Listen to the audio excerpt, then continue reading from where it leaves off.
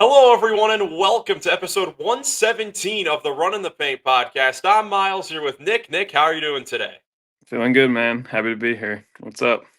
What's up? Just the two of us here. Unfortunately, Jackson and Joey unable to make it here for one of the biggest podcasts of the season.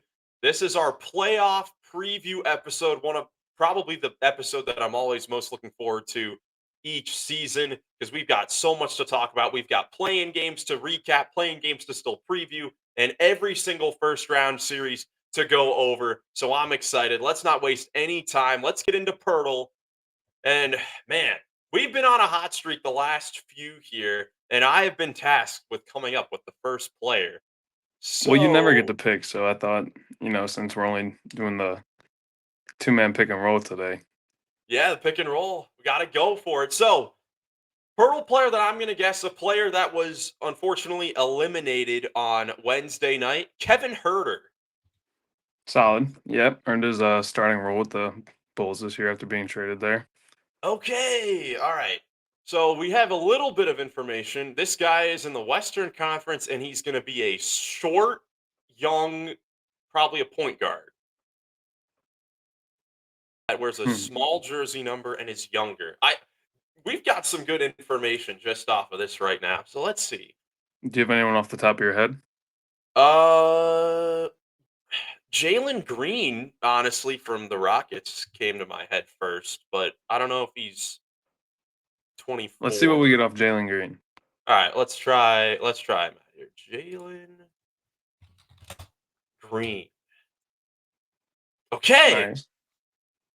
Almost there. Number 3 or number 2? We got his This is a height. young this is a youngster, man. 6'4". I know Jordan Hawkins is 6'4", but I don't think he's only. I think he's a little bit older. Yeah. Okay, and not in the Southwest Division. All right, let's go across number 3 and number 2 for all these teams that is young. This is a guy that's probably in his first few years in the league. Hmm. Number 3, number 2. Man, Make sure I'm you guys I'm worse in the West. Like I'm more.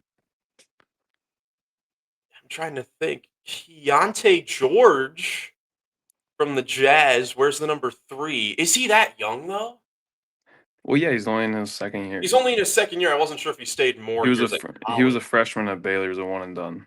All right, we want to try Keontae George, Yeah, or he should maybe be 20 or 21. I'm good with Kante. let's try it out. Let's see. Might at Let's least see. get the division. Dang. All right, number 2. But everything else was accurate. I don't. So that wasn't a horrible guess. Yeah, he's All right, so this guy's 22. in the Pacific Division, number 2. I feel like we've had this kind of scenario before. Number 2 for the Lakers is Jared Vanderbilt. Number 2 for the Clippers is Kawhi. Number 2 for the Warriors is Pajemski. It's probably him. I think it is. Going across the rest, Sacramento.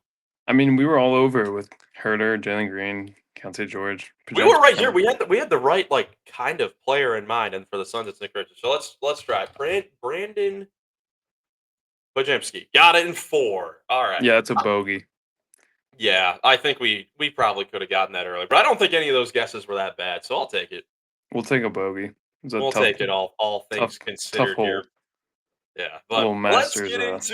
let's get into the play-in tournament that's happened over the last couple days here. Of course, the play-in tournament has been definitely a success since it's come into the league since 2020, getting great games specifically on Tuesday night, and that's where we will start with the 7-8 play-in games. First in the Eastern Conference with the Orlando Magic blowing out the Atlanta Hawks 120-95 in this first game. Now, all these play-in games, should mention we did Runnin The Paint recaps, or I did individually the last couple of days, going over some of these games. But Nick, finally on to get your thoughts about these matchups. What kind of stood out to you with the Magic blowing out the Hawks there? I couldn't watch, but I was following like the score updates, and then I did listen to the recap in the morning after. You did a great job breaking it down. Cole Anthony legacy game obviously had 26 off the bench, and him and Anthony Black both stepped up off the bench. Really came to play in the playoffs, and you love to see that from the young guys. and it was Franz and Paolo who I think only had like 15 apiece. They only combined for 30. So when you can get a win and um, make your make solidify your playoff slot, that's a good thing. I also saw that it was a pretty low scoring game for the most of it. So another really great um, game for those two off the bench to step it up. Yeah, I mean, look, the 2-7-8 games, and we'll get into Memphis Golden State pretty quick here, but both of those games, we kind of nailed it on the head with our predictions in the play-in preview because we talked about how huge it would be for Orlando to have both Franz and Paulo in that sort of game, who didn't again have the greatest scoring games, but were able to make their teammates better, and specifically their role players. When you look at the two Anthony's off the bench, Cole Anthony and Anthony Black, and also Wendell Carter in the starting lineup, it just showed how important it was to have that game at home because your role players are always going to play better at home, and that was certainly the case for the Magic. And we saw how being on the road was kind of a problem for the Hawks because besides Trey Young, who had a decent game, he had a pretty good third quarter to get them back in it. No one else really stepped up to help him out on the offensive end. Yeah, I was trying to just pull up the box score real quick because Orlando's got a lot of guys who can step up, including like you said, Wendell Carter. I know Jalen Suggs is still out, but Jonathan Isaac is another great role player they got. Um, do they still have Gary Harris coming off the bench? Yeah, Gary Harris coming off the bench. Yeah, KCP, yeah, KCP, they you have a know. they have a good team there in Orlando, and it's good to see them get into the playoffs finally after such a inconsistent season. We won't spend too much time on these playing Yeah, games because we've got a lot of playoffs to get to here. So quickly going ahead here, we had a great game in the Western Conference between the Warriors and the Grizzlies. The Warriors ended up pulling this one out 121 to 116. And I mean, Nick, the story of this game was Steph and Jimmy Butler, that incredible duo. Once we get into postseason basketball, that duo is going to be one of the best in the league, maybe the best when it matters the most. they were incredible. I mean, Jimmy just getting to where he wants for basically the whole entire game, setting the table for Steph and everybody else. I mean, we like you said, we hit the nail on the head. Like Memphis got out to an early lead; it was 11-2, but then Golden State, I think, went 31-6 or 31-8 to they held a double-digit lead for most of the game, but the Grizzlies hung around and it was down to single digits a couple times. They had their runs. And I fell asleep with like 30 seconds to go because I thought the Warriors were gonna, you know, wrap it up with free throws. But Memphis got a last shot. Well, they didn't get a last shot. They never inbounded the ball. Yeah, I got a 5-second violation late there. I mean, the officiating was definitely a point of conversation, from fans after the game because Jimmy Butler got to the line 18 times. Steph also got 13 free throws. I mean, they combined for 31 free throws, but I mean, like I said earlier, we talked about it going Yeah, into this you game, call it. how those two guys have had success against the Grizzlies, in the game that they played earlier this season back on April 1st. And that, you know, the combination, obviously both these teams have, star players at the top of it. But when you're the Warriors with Steph Curry and Jimmy Butler and Draymond Green, guys that have been there before, and Jimmy Butler who can just get to the free throw line whenever he wants and just draw contact, which he did time and time again. It seemed like every time the Grizzlies tried to make some sort of run, Jimmy Butler just got himself to the line and got them points. When you have Jimmy Butler and Steph Curry going up against a Grizzlies team that fouls a ton, that's just not a good, combination right Right. there. And it was great that the Grizzlies were able to make the game still close, after they went down early. But again, that combination of guys that can get to the free throw line versus guys that foul a bunch, you're not going to win a whole lot of those battles.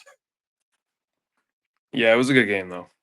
Yeah, it was a great game. By far the best game of the play-in tournament so far, and that was fantastic. Unlike these 9-10 games that we'll talk about from a Wednesday, both of them, we kind of had the same outcomes in both of them. First, the Miami Heat went into Chicago, blew out the Bulls 109-90, thanks to Tyler Hero playing fantastic on the offensive end, 38 points. He only missed 6 shots, didn't miss a single shot in the first half. And then in the Western Conference game, the Mavericks went into Sacramento and beat the Kings 120 to 106 in a pretty dominant fashion after the first quarter. Nick, from either of those games, what stood out to you? I was surprised by how well the Mavericks handled, the Kings and just played defense. Like I heard you talking about it, um, playing 3, 4 bigs at a time and just locking down Sabonis to hold him to 13 points and not making an impact. Levine and DeRozan are some of the toughest shot makers, and they struggled. And they also put up, what was the final? They put up 120. Yeah, the One, Mavericks put up 120 themselves, yeah. which I mean, and then the other game, like a wire to wire win for Miami. Tyler Hero, just incredible. Like you said, 8 for 8 in the first half. He was like a lot like Jimmy, getting to anywhere he wanted. And we'll see what happens in the playoffs, but I don't really see these teams knocking off OKC or Cleveland. yeah, for But sure. When we get to that point, for the Bulls and the Kings, now that they are eliminated, both of these teams had very odd seasons. When you take a look at the way the Bulls were kind of the first half, they're just playing to really trade away Zach Levine and Nick Vucevic. They were able to trade away Levine to the Kings, ironically. Kings had a lot of roster changes as well and head coaching changes. They fired their general manager an hour after the game. Um, for both of these teams, what are kind of your thoughts on them going into the summer here? Is there a light at the end of the tunnel? Because, for both of these teams, they've been in the play-in tournament the last 2 seasons, for the Bulls the last 3, and you kind of don't want to be stuck in this kind of purgatory of being in this spot here. Where do these teams go now in this offseason to try to get better, whether it's maybe in the playoffs or maybe in the Bulls case, getting into the lottery? I wish I had a good answer. I mean, like you said, I think the word you used, purgatory, is a good way to describe it because like Chicago's kind of been there for a little while, and now Sacramento is just basically the Western Conference Chicago. They traded for their situation Yeah, by pretty moving much. on from De'Aaron Fox and bringing in Beal and a couple other big contracts. And yeah, I don't know. Yeah, tough situations there, but I do think Chicago's in a decent situation. Chicago's in a Sacramento better spot. Yeah, Sacramento, I think, could be okay. I mean, they're just gonna need to make moves. I think that they'll be better next year once they get some continuity, because that was a thing like the whole year where, they fire Mike Brown, then De'Aaron Fox wants to get traded, and you have this new big three. They basically get two new big threes, in the season there that they had to try to, bring together there. But either way, both the teams that won move on to Friday night here tonight. The final play-in tournament games. These are the win to get in to the playoff matchups. First one we'll start off with in the Eastern Conference, 7 o'clock on TNT. It is the Miami Heat going to Atlanta to take on the Hawks. Tyler Hero and Trey Young going at it there in Atlanta. Nick, what stands out to you about this particular matchup? It's just interesting, sort of the dynamic of the playing, because like you have a team coming off a wire to wire win versus an Atlanta team that really struggled versus Orlando. So what sticks out to me is going to be like how it starts and like how each team reacts to their previous game. Yeah, no question about it. I mean, that dynamic is definitely something that is unique with this play-in tournament. Both teams coming off of blowouts. One team played great, one team struggled in the fourth quarter. But Atlanta is kind of also a similar team to Chicago in the fact that they do love to run a lot. But instead of Kobe White and Josh Giddey, who have had very good seasons, it's going to be Trey Young running that offensive show there for Atlanta. I think the question on their side of things is, obviously, again, can they get someone else besides Trey Young to step up offensively? Going up against a Heat team instead of, that great defensive team in Orlando, and being at home, they should definitely be able to get some good performances from at least Daniels or Risa Shea or Levert off the bench, all three who struggled mightily in Orlando. But Miami is going to come in. I think that a lot of us thought going into that Chicago game, that they kind of were just ready for their season to kind of end with all the drama, but they showed in Chicago they want to make the playoffs, especially with how Jimmy Butler's been playing. They want to say, no, we are still good. So I think that Miami's definitely going to come in with the right mindset, and the Hawks are going to have to be ready for that. Yeah, Davion Mitchell, hell of a player. Yeah, for sure. Who do you think is going to pull Miami. this one out? You got Miami in this one? Yeah, coming to Cleveland, baby. I think I've got Miami as well, probably. Of course, coming off of the great win. Um, Man, I'll probably go with the Heat as well. The winner of this game, of course, advances to the playoffs, where they have the honor of playing the Cleveland Cavaliers in the first round of the playoffs. It should be a good game, though. Should be a good game. I hope that the Hawks and the Grizzlies, we'll get into them, in the second game. I hope that they kind of take note of both Chicago and Sacramento, where both of those teams, I feel like, kind of came out with the feeling that, all right, we're home. We've been playing solid basketball. That's just going to lead us to a win. That's not going to be the case. Atlanta's going to need to come out and bring that energy as well. They're going to have to win it. Miami's not going to just let them, win the game, because the Heat are going to come out strong. Coach Miles. Absolutely, absolutely, Coach Miles and Coach Cove.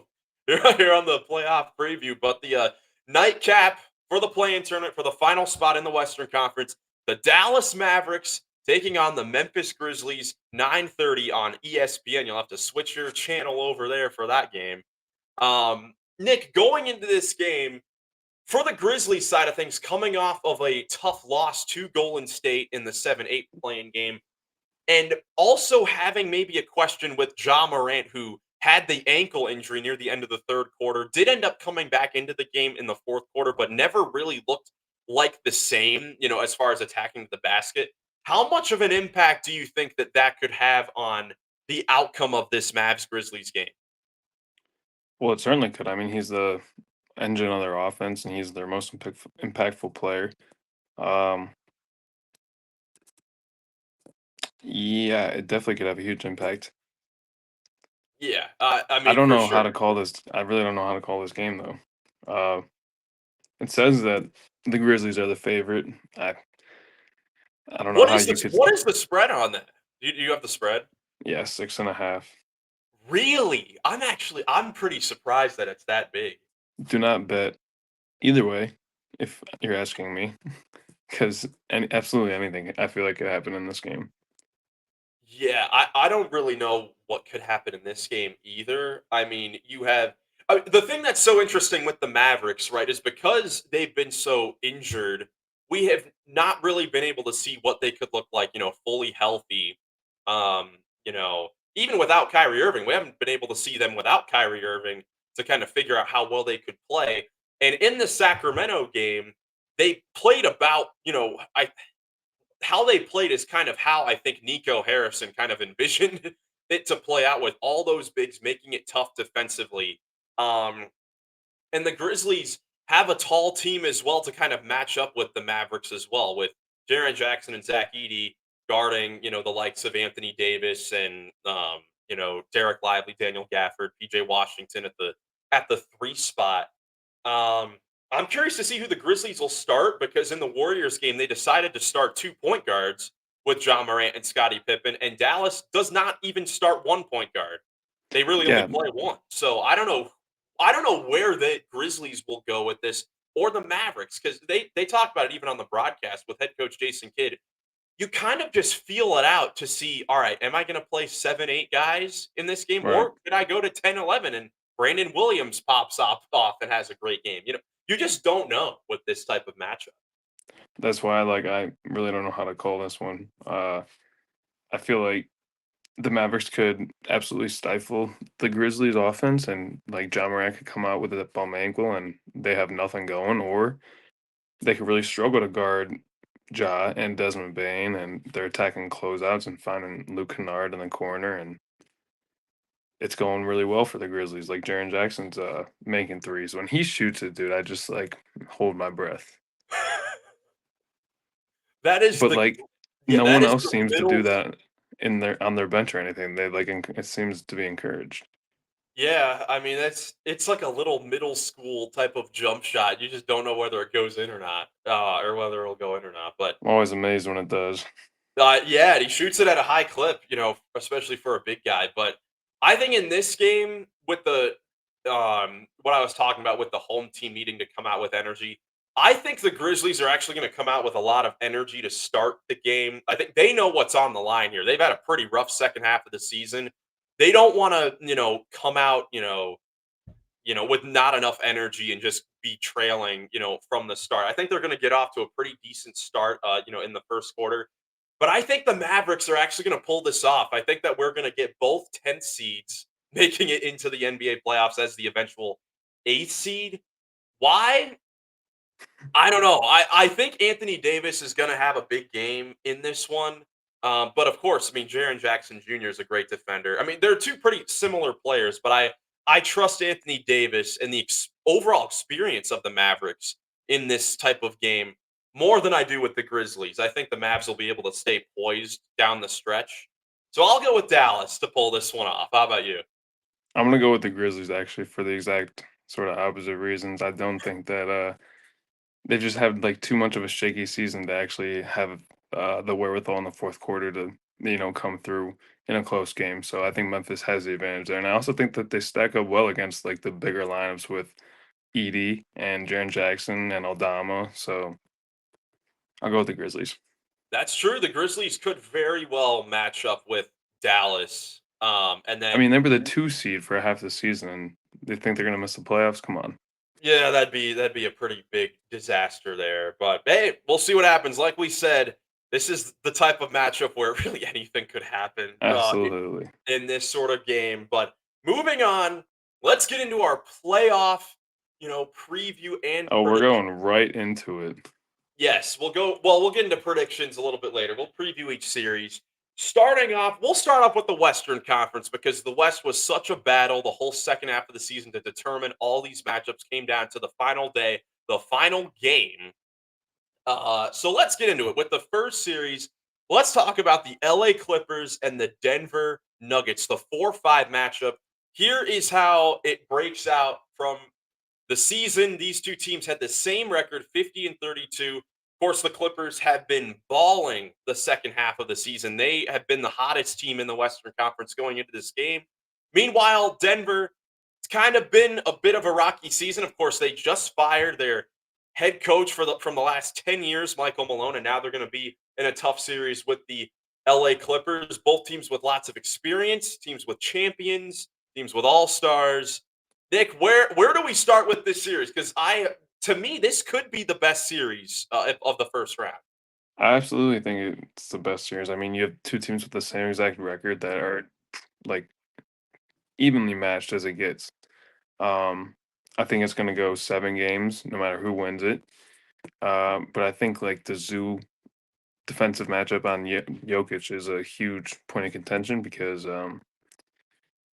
he's one of the best defenders that Jokic has gone up against historically, and Jokic is the best player on the planet. So that's just going to be interesting to see how it unfolds.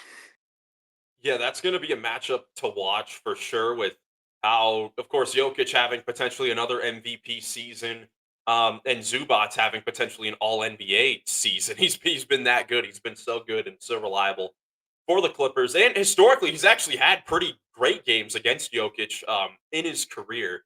Looking at the matchups, I'm interested to see if Denver will actually be able to guard the Clippers consistently with how the Clippers have been rolling coming into this game. When you look at James Harden and Kawhi Leonard, who are both playing great together right now. Of course, you have Norman Powell there, and then, of course, Zubats.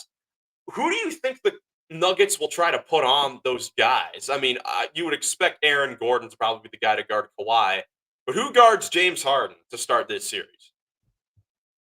Um, I believe they would start Brown and MPJ with Russ coming off the bench. So I'd probably put either MPJ or Brown on Harden, the other one on Norm. Yeah, and then I guess you'd put Michael Porter on Chris Dunn. I mean, for the Clippers, Chris Dunn's going to need to make No, some perimeter shots. Put Murray on Dunn. Put MPJ on Norm and Brown on Harden, or vice versa with Harden and MPJ, Yeah, I or think with that Brown and MPJ. that's probably how they'll match it up. I mean, for the Clippers, they're going to need Chris Dunn to knock down some shots because, as he has been great defensively all season, the Nuggets need to just leave him open basically and let him be the guy to beat you, because you cannot let James Harden beat you. You can't let Kawhi beat you, and heck, you can't let Norman Powell beat you with the way that he's played this season. Um and then It's when you true. take a look at the bench units, both of these teams, have benches that they've been able to rely on slightly this season, more so for the Clippers than the Denver Nuggets. But overall, the Nuggets obviously have Nikola Jokic, who's been the best player in the league, for the last few seasons, has had his best year this year. So overall, man, this was super tough for me to figure out with this series. I think it is going to go the distance, 7 games. Um, but honestly, I think the series is going to come down to maybe not who the best player of the series is, but who is number 2, number 3, number 4 after that. Because to me, I think that in this overall series, Jokic is probably going to be the best player in the overall series. But if there is a world where it goes Jokic, then Kawhi and Harden and Powell before you get to another Denver Nugget, I don't think the Nuggets can win that series if it is Jokic and then the Clippers are just going gangbuster mode on the offensive end. I mean, yeah, I would agree. But of That would course, be hugely hard to overcome if Jamal Murray is not factored in like top 5 of the top 4 of the series. and Jamal Murray, of course, has been known to rise up in the playoffs over his career, really every year besides last year. So I'm excited to see how he plays, trying to bounce back after the disappointing finish to their season last We're year to not doing Minnesota. predictions yet? Yeah, well, we want to get into predictions. Let's see what we all got here. I've got them all here. Oh, okay, cool. And we're split. We are split. I've got the Clippers winning this in 7. Nick's got the Nuggets winning in 7. Jackson has Clips in 6. Joey has the Nuggets in 6. So we are all across the board here, as it should be. It should be one of these outcomes. I mean, if this series is 5 games long, whoever loses needs to be ashamed of themselves, and that there will be huge questions going into the offseason.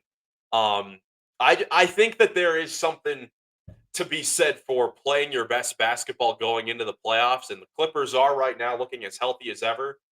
But of course, they are led by Kawhi Leonard, who has questions with injury, and James Harden, who, while he's had a great year, can be inconsistent in the playoffs. He has been the last few seasons, whether it is the Clippers last year or for Philly, the 2 years before that. So I see this going 7 games and coming down to the wire, but I've got the Clippers coming out with this. Nick, why do you have the Nuggets? They have a better chance to beat OKC. Okay, already looking Well, into actually, that's not, I guess, a good reason. Um, Altitude. There's a good reason. There is a good reason. There's a good reason. Okay. 7th game in the altitude. Best player in the series. I think Jamal Murray's going to show up. Aaron Gordon's having maybe his most productive year of his career. And I like the 6-man rotation that they got with Christian Brown and Russ. Even though I think the Clippers have the bench advantage, like you talked about with Derek Jones and Bogdanovich. I just think the Nuggets are going to have the slightest edge. Yeah, but I think it is slight. I think this is the best series of the first round, and hopefully it goes the distance and we have great performances, from all those star players, because this series is probably going to come down to which star player doesn't perform in more games. And to me, I've got Jamal Murray just being a little worse in the series than James Harden and Kawhi Leonard. But I could totally, I mean, it's Jokic and Jamal Murray in the playoffs. It is hard to pick against them as well. Super tough first round series. Nick, you have anything else on this series? No, sir, but I don't hate your logic. Yeah, I think you could any case you could make for this series, as long as it goes 6 or 7 games. I can't be mad with the argument, with any argument for this series. Moving on, we'll go to the 3-6 matchup in the Western Conference. The LA Lakers and the Minnesota Timberwolves. The Lakers, incredibly, who will host their first This is going to be the first time they're hosting a first round series, I believe, since like 2012. Actually, in LA because of the bubble year, they weren't in LA. That's So first, awesome.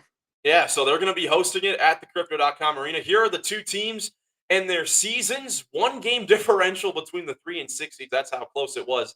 Minnesota, for as inconsistent as they have been throughout the year, have been playing great recently, and one of the few teams that can say they rank in the top 10 of both offense and defense.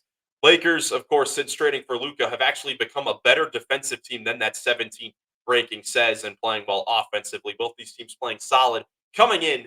Nick, where do you want to start with this series?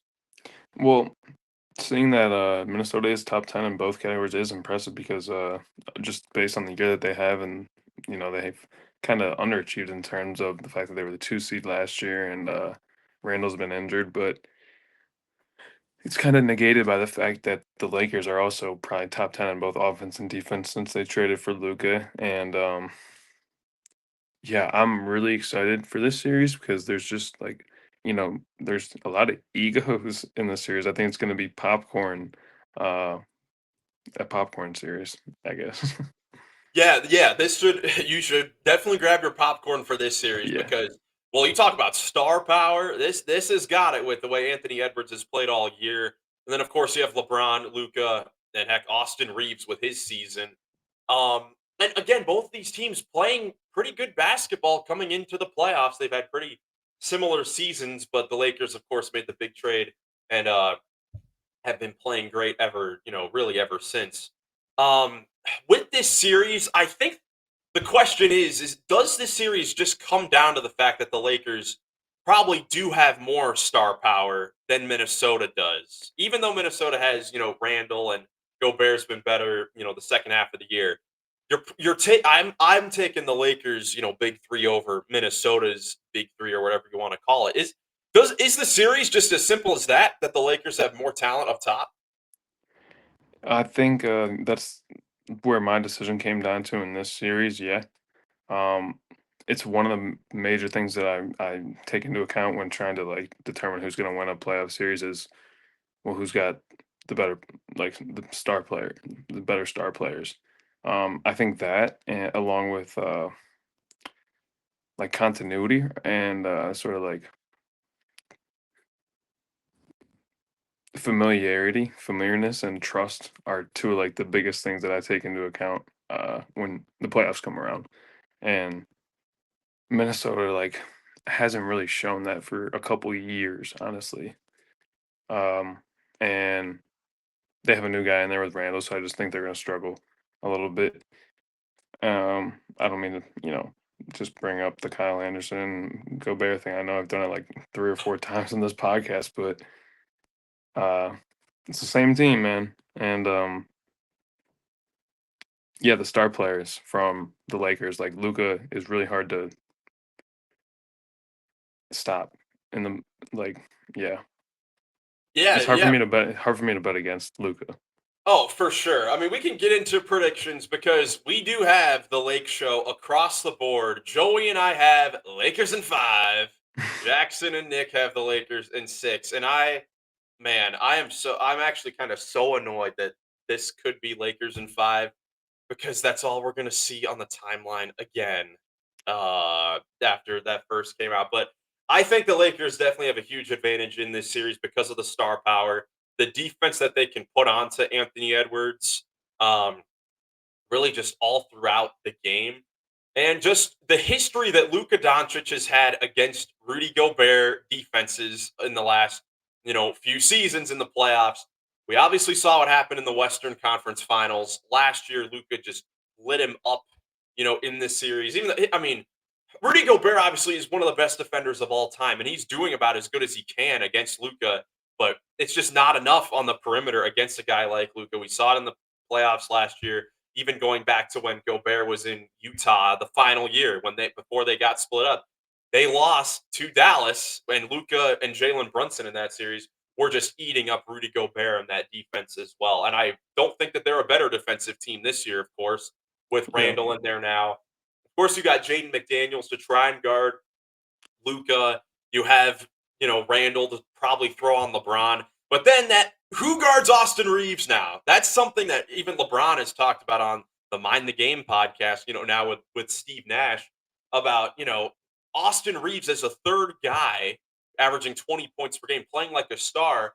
Teams are going to have to put their third best defender on Reeves. And that's it's going to be tough to guard no matter how good of a, defensive team you are at this stage of the playoffs. That's just going to be tough to overcome. So I honestly see the Lakers winning this pretty handily. Do you think that they'll have to match Gobert's minutes with Jackson Hayes the whole series? That's another good point. The fact that the Lakers in some spurts don't even play a center. They play LeBron at the 5, and that might make Gobert unplayable at times in the series. It also they might may make him have to. unstoppable. Yeah, I mean they may Like if LeBron can't guard Gobert, then he's just gonna bury himself underneath the rim and dunk on him. True if they play on that end. I mean, I don't know, matching the minutes with Jackson. That's a good question. I think that there may be situations where they have to do that. Um, because even if like Gobert ends up having to guard LeBron James, LeBron could just end up just playing on the perimeter a little bit more, and that takes Gobert out of the lane, and then it's like, all right, give it to Luka or Reeves to penetrate, and it's an easy layup because there's no rim protector. I just think the Lakers have so many advantages in this series. I don't really know if there's anything that goes against them in this series. Um, Besides the fact that they don't have the size down low, because you still have Naz Reid off the bench and Randall and Gobert, but that hasn't proven to be a problem for the Lakers yet. And I don't think the Wolves have played consistently well enough with those bigs together to where I think that they'll be able to stop the Lakers. Yeah, it's valid. That's fair. So we all got the Lakers in this series, but I'm excited to see how Anthony Edwards comes out in this one because the Lakers obviously have decent defenders, but I think Edwards could have a huge series. I'm just not sure if anyone else is really going to be able to get it going.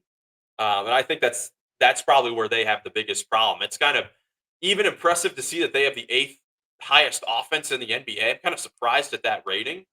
I don't think it'll hold up in this series. I think DiVincenzo could win them a game or two.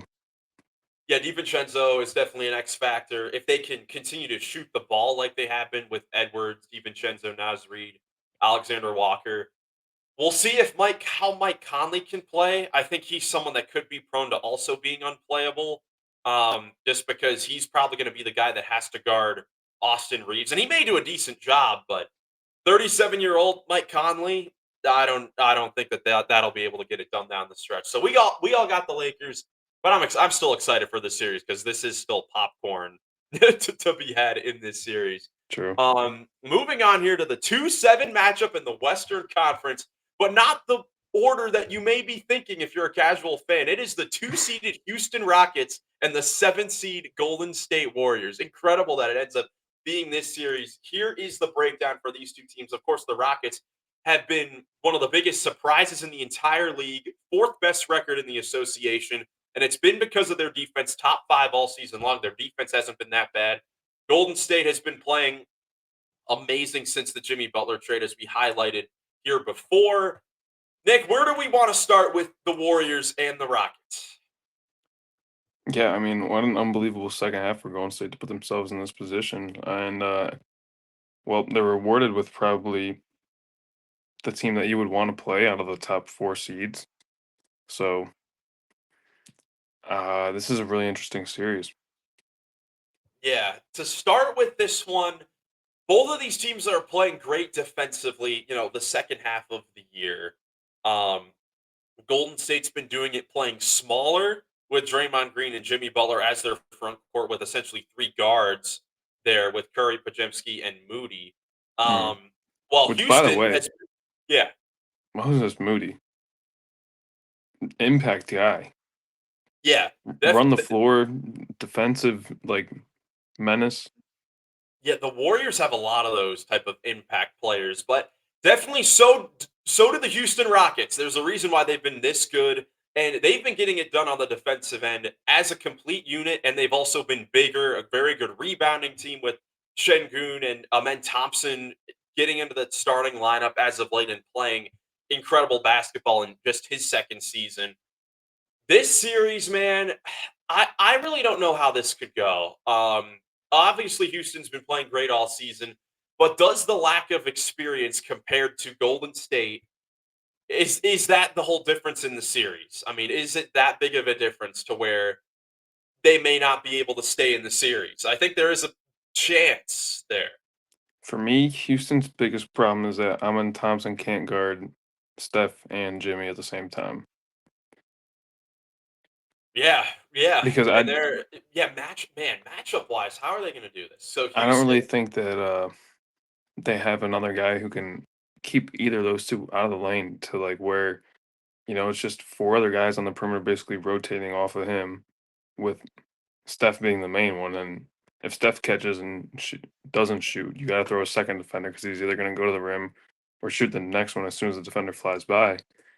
And yeah, when you have like Draymond, who if he gets a catch like in space, he's going to get someone else open in almost 2 seconds. That's what he's really good at. And Quentin Post ready to catch and shoot. Moody shoots it. They let dang GP2. They let him open. Memphis did for most of the game in the play-in, but I mean, he's still a guy who can knock a shot down. yeah, I mean the Warriors just both of these teams have very good role players. Yeah, Warriors with guys who have been there and done it before, for the most part, besides a guy like Post, who is a rookie. And then Houston guys that are going to be playing in their first playoff series. I mean, let's see. Looking at their team, let's see. This is going to be the first playoffs for Jalen Green, Amen Thompson, Şengün, Jabari Smith, Tari Eason, Cam Whitmore, if he ever gets to play in this series. And I mean, those are, let's see. So this is five of your main rotation guys. If we're going to get rid of Cam Whitmore, basically over half your rotation playing in their first playoff series. And honestly, kind of a similar situation for the Warriors, besides Curry, Butler, and Draymond Green.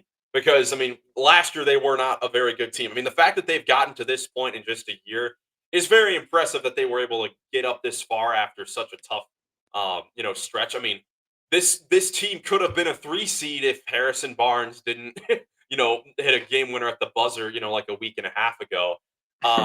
To me, honestly, I think Houston has a very good shot of slowing the Warriors down in this series. I mean, we saw it a couple weeks ago where Steph Curry only had 3 points against this Rockets defense because you still have guys like Fred VanVleet who can guard Curry. I remember back when the Raptors won their championship in 2019. Huge reason was because Fred VanVleet was doing a good job guarding Steph Curry. As crazy as it is to sound, you still have Dylan Brooks who can guard Jimmy Butler, Amen Thompson. They have the defenders to slow down the Golden State Warriors.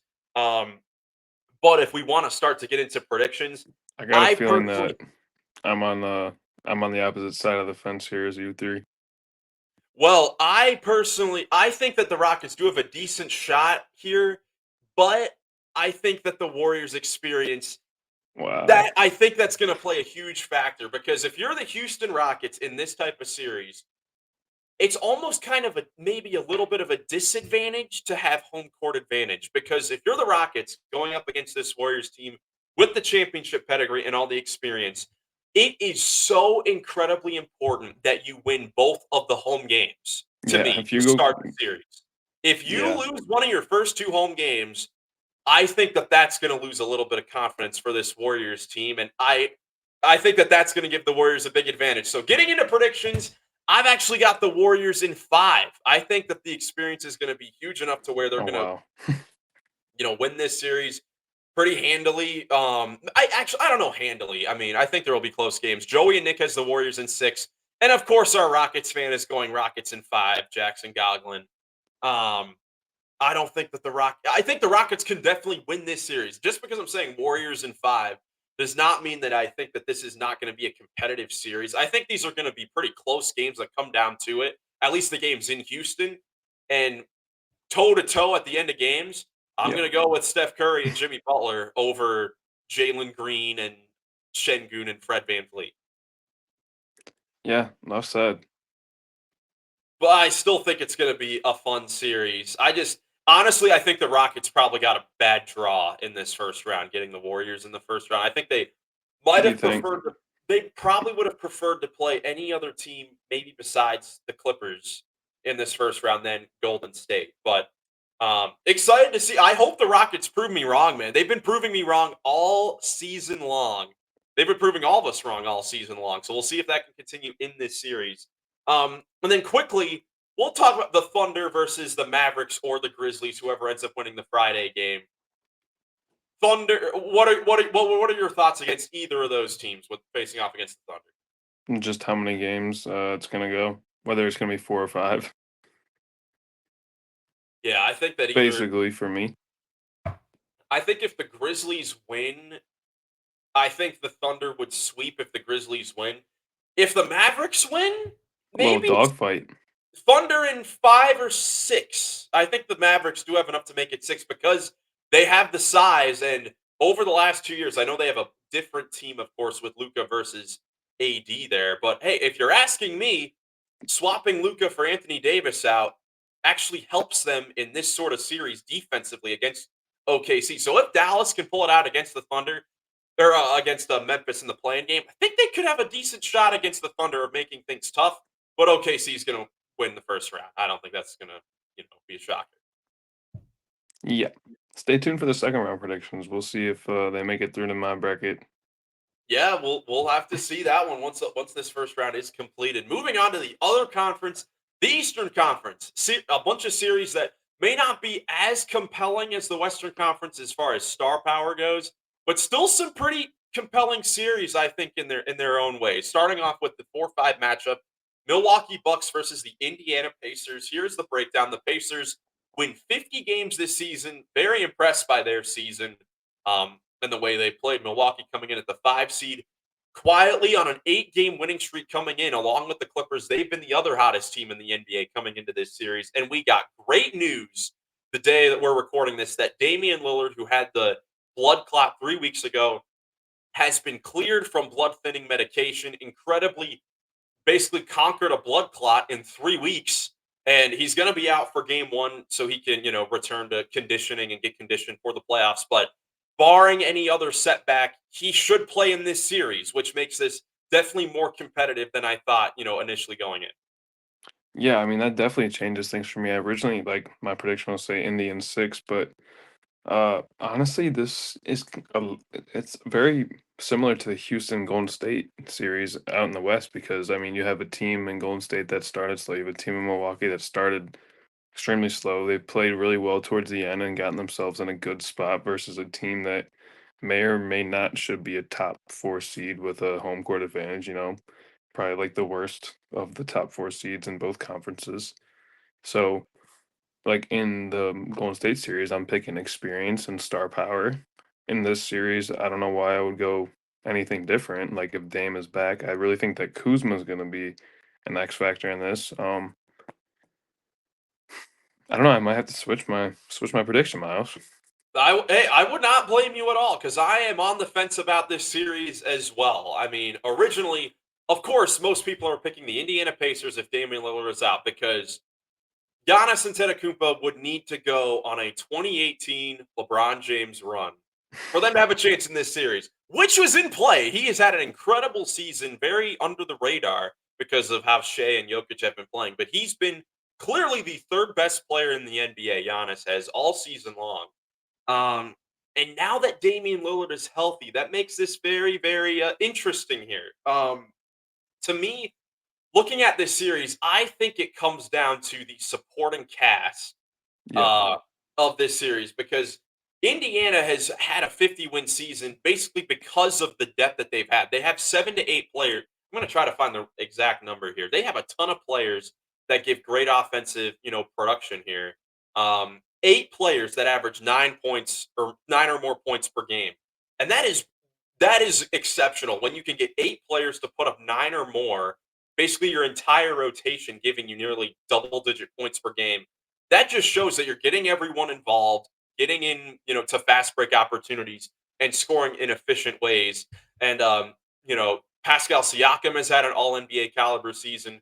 Tyrese Halliburton, after a very slow start, has picked it up a lot, and he's looking back to that form we saw him to start last season when he was very aggressive shooting the ball and being a great playmaker. And then you have all those role players. Meanwhile, for the Bucks side of things, we've kind of been searching for that consistency outside of Giannis and Damian Lillard when he's been healthy, whether it is Kyle Kuzma since the trade, Brook Lopez offensively. Of course, Portis has been injured or suspended, just came back from the suspension. So with this series, I don't know whether to go with the depth and the overall better team or the team with the star power that, that has kind of been there and done that before. I really don't know. This is definitely a tough one in the Eastern Conference for me. I'm gonna double down my Golden State pick and go Milwaukee in 7 now. He's going Milwaukee in Or 7. Milwaukee in 6 because I have Golden State in 6. All right, Bucks in 6 for Nick. All right, we'll get into the predictions. I think I'm going to stick with my guns here. I'm going to go Pacers in 6. So now we're split. Joey is going Bucks in 6. Jackson is going Pacers in 5. Now, he sent me those a little earlier in the day, so not sure if those are changing with the Damian Lillard news. So this will be the only series that we'll give leeway for with if you want to change your prediction or An anything asterisk. like that. Yeah, absolutely. But with the news of Damian Lillard potentially coming back, if you're the Indiana Pacers, you got to take game 1 while he's not in the lineup. That is a must-win game. I know that any game in the playoffs you could consider a must-win. And while it is the first game of the series, when you have home court advantage and with Damian Lillard out for that particular game, you need to take game 1. So that is going to be a huge difference in the series. That's the first game of the entire playoffs, I believe, on Saturday at 1 o'clock, the very first game. So the Pacers need to win that because if they don't, it might be pretty hard for them to play from behind with Lillard coming back. Bucks in 7. Bucks in 7 for Nick. I'll stick with Pacers in 6 because I think that their role players are going to step up more than the Bucks ones are. Although I'm kind of going against what I said earlier with it's important to be playing your best basketball coming in. I think that it's weird with the Bucks because they've been playing great basketball coming in. Dame has also been out, and they've been kind of having a different rotation. So how will that switch things out a little bit? And I also think that there can be questions about can the Bucks defend well enough against this high-powered Pacers offense? Besides Giannis and Brook Lopez down low, because outside of those two defensively, you kind of got question marks across the board. But either way, I think that this will be a fun series at the very least, and I got the Pacers, Nick's got the Bucks. Definitely close across the board, though, which I love. I love that we do not have a bunch of series that are just like, oh, we all agree, which is great. Well, the last story we might. I got a feeling. We might. We'll see here. We'll move on to the next series in the East, the 3-6 matchup. The New York Knicks, the 3 seed, versus the 6 seed Detroit Pistons. The Pistons back in the playoffs for the first time in 6 seasons. Resurgent year for the Pistons. Top 10 defense, solid offensive team. Meanwhile, the New York Knicks, top 5 offense. While their defensive rating says 13th, that's kind of been their Achilles heel all season long, especially with the defense with Karl-Anthony Towns. They're at the 5. They're only 15 and 13 post All-Star break because Jalen Brunson has missed most of that time with the injuries. But he is back. He's healthy. He is ready to go. Taking a look at the regular season series, the Pistons took 3 of the 4 games, including the last 3, actually, including 2 wins at Madison Square Garden and then a close, victory in the final week of the season, beating the Knicks by 9 on April 10th. Nick, what stands out to you about this Knicks-Pistons series? Well, this is the series that's experience versus inexperience, if there is one. Yeah. Pistons, all their guys are brand new, especially like their top guys. So Duran, Thompson, Cunningham are all going to be playing their first playoff game in MSG. I think that's going to be, a lot. Yeah, you wonder. Obviously, so the two of us here are Cavs fans, and we have had experience with a team kind of like the Pistons, definitely better than this Pistons team, I would say, as far as the star power up top. Going into their first playoff series against the Knicks, having home court advantage, but having games in Madison Square Garden. I was there with your dad for game 1 of that series. Yeah, but I was there working for the Cavs that season, and the home games were fun, kind of. Game one was fun. Yeah, game one was fun. Game two was fun. But then after that, in Madison Square Garden, that crowd was so rowdy there in New York, and kind of just annihilated the Cavs the rest of the way in that series. You wonder if the Pistons will have that kind of happen, but the Pistons have the same head coach as the Cavs in that series. And I am very, very sure that JB Bickerstaff is telling the guys in that locker room that what happened, and that we need to make sure that no matter what happens in the series, we do not get out tough. We do not get, beaten physicality wise. We need to play the way we have all season long, because that's where the Pistons are going to need to be able to stay in this series. I don't think they're going to be able to score enough to keep with New York. So they need to make things ugly and physical like they have all season long. And I honestly think that the previous experience that JB Bickerstaff had with the Cavs is going to help this Pistons team, because he's going to tell them, this is what happened 2 years ago. We're not going to let this happen. Well, he would be right to tell them that because this is way different of a both teams. I mean, Detroit is a much tougher team than I think our Cleveland team was, just going based off the fact that they have Isaiah Stewart on their Yeah, roster. tougher wise, I think absolutely. Yeah, And this New York Knicks team doesn't have they do have Mitchell Robinson still, but no Isaiah Hartenstein. I mean, I feel like they kind of lack that same tough identity that that four-seeded New York team had that year with Julius Randle. I mean, Julius Randle was a freaking menace in that series. yeah. So for Detroit in this series, like I said, they're going to need to be able to play physical defensively. Offensively, I mean, obviously, Cade Cunningham is going to need to play like a superstar. And if they're going to win this series, he's going to need to potentially be the best player overall in the series, because the Pistons just don't have that offensive power after Cunningham to really be able to step up. I mean, after Cade Cunningham, who is going to be that second guy that can consistently give them buckets in this series? All season long, it's been Malik Beasley off the bench knocking down threes. For guys like him and even Tim Hardaway Jr., you kind of get worried on if strictly 3-point shooters are going to be able to continue to get it going in the playoffs. When they're on the scouting report, they're going to have like one of the better defenders on them all series long.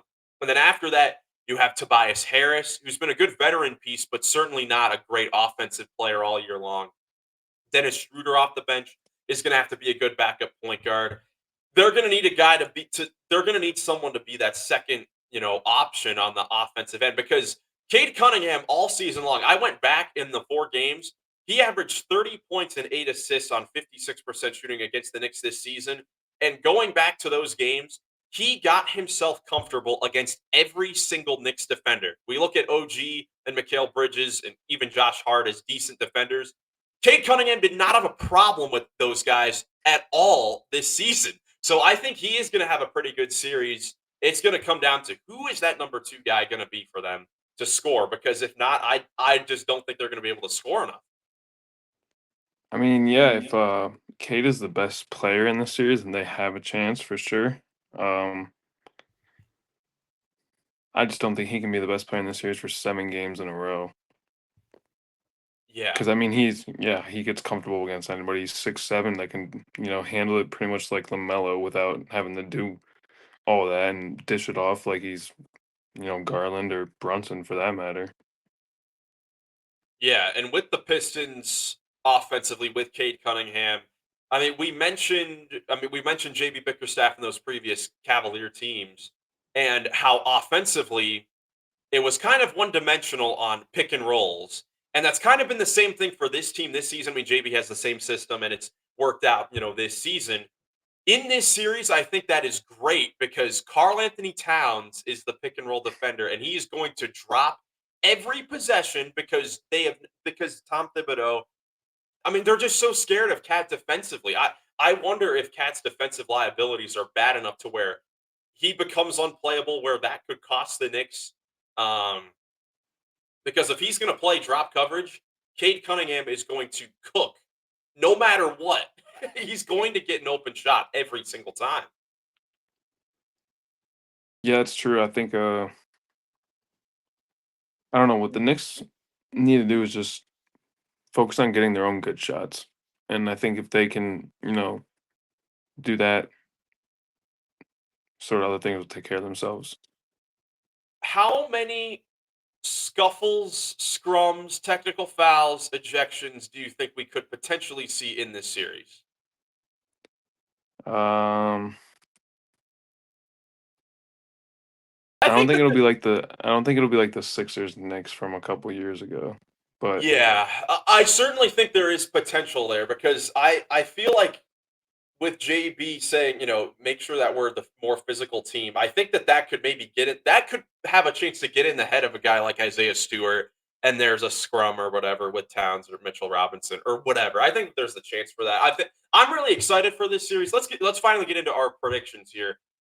I've got the Knicks in 6. Nick's got the Knicks in 5. Jackson the Knicks in 6. But Joey, believing in Detroit basketball, has the Pistons in 6. We know he doesn't like the Knicks, but going with the Pistons in Detroit. I think that there's a chance that it could go either way.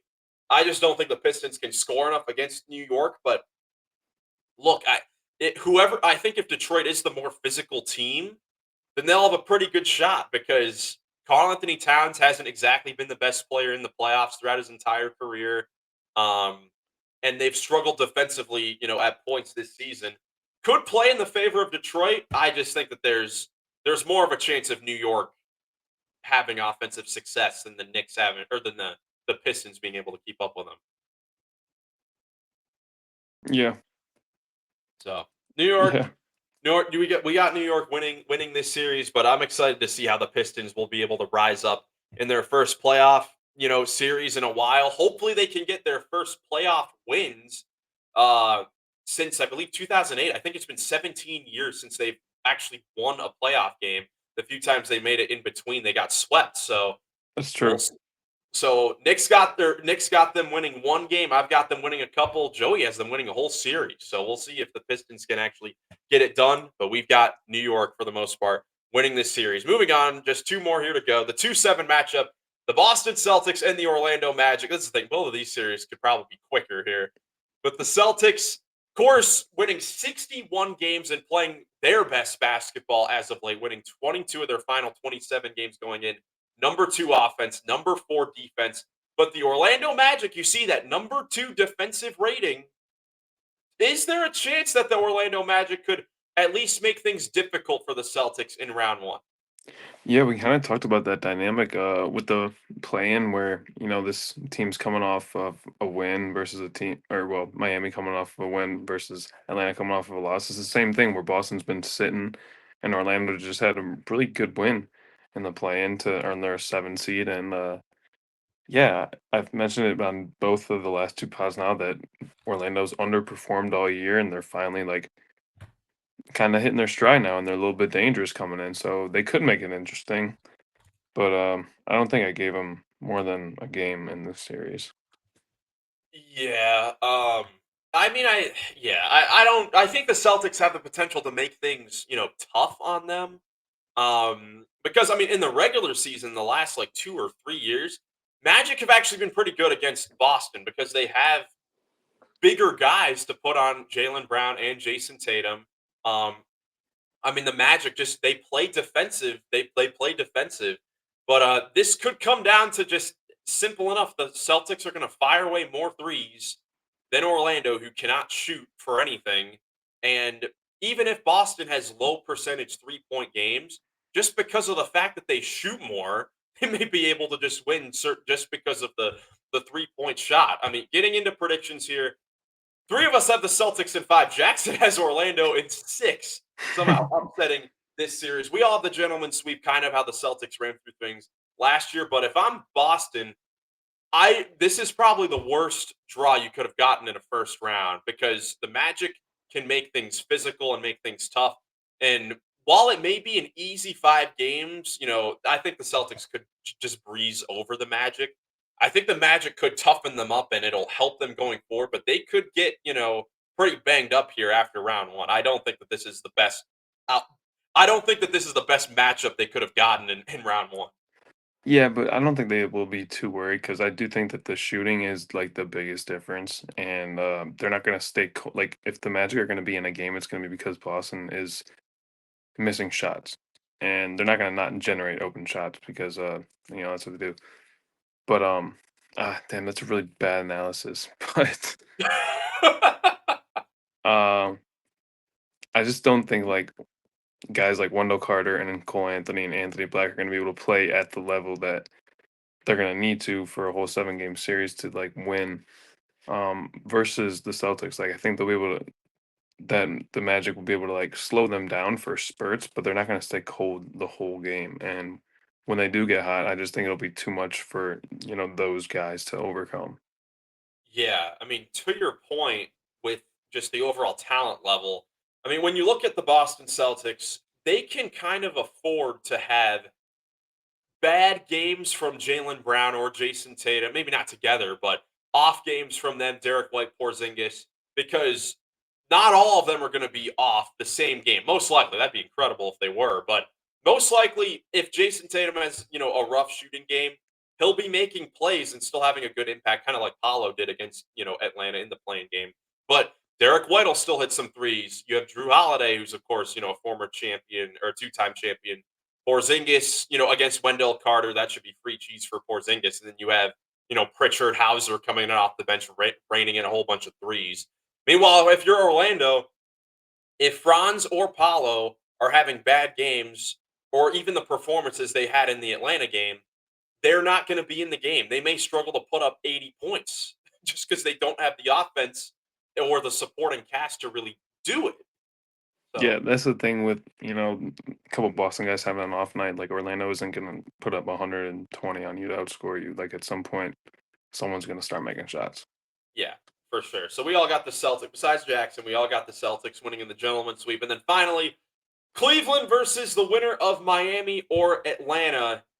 Man, I think either way, it's kind of similar to OKC. I think it's Cavs in 4 or 5, regardless of the team.